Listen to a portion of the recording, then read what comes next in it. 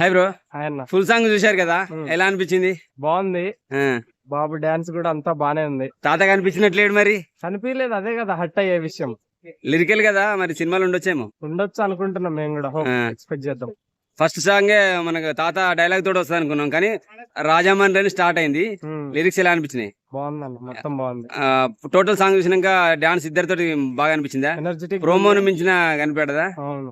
ఏదో డైలాగ్ ఏదో కొడుతుండే పాటలోనే, ఎవరి సాంగ్ వాటే రాసుకోండి, ఎవరి మ్యూజిక్ వాడే కొట్టేసుకోండి అని చెప్పేసి. ఎలా అనిపించినాయి?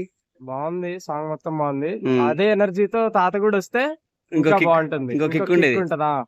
ఓకే, తమన్ బీజం మ్యూజిక్ ఎలా అనిపించింది? బాగుంది, మొత్తం ఇరగదీసేసాడు. ఓకే, మరి ఫ్యూచర్ లో నీ పాట నువ్వే రాసేసుకుంటావా? మహేష్ బాబు చెప్పింది రాసుకోండి అని. రాసుకుందాం ఇప్పుడే, రాసేద్దాం. ఓకే, తాత గురించి నేను ఒక పాట రాస్తాను, మీరు డాన్స్ చేస్తానంటే మరి తర్వాత సరే, ఒక 1 వీక్ లో ప్రిపేర్ చేస్తా. ఓకే ఓకే వచ్చి విని నాకు రివ్యూ ఇవ్వాలి మళ్ళీ. ఓకే. ఓకే, టోటల్ గా పాట చూసినాక ఏమనిపించింది? బాగుంది. సినిమాకి హైలైట్ అయ్యే ఛాన్స్ ఉందంట. ఓకే, మహేష్ బాబు అభిమానులకి, కుర్చీ తాత అభిమానులకి ఏం చెప్తావు అసలు ఇప్పుడు?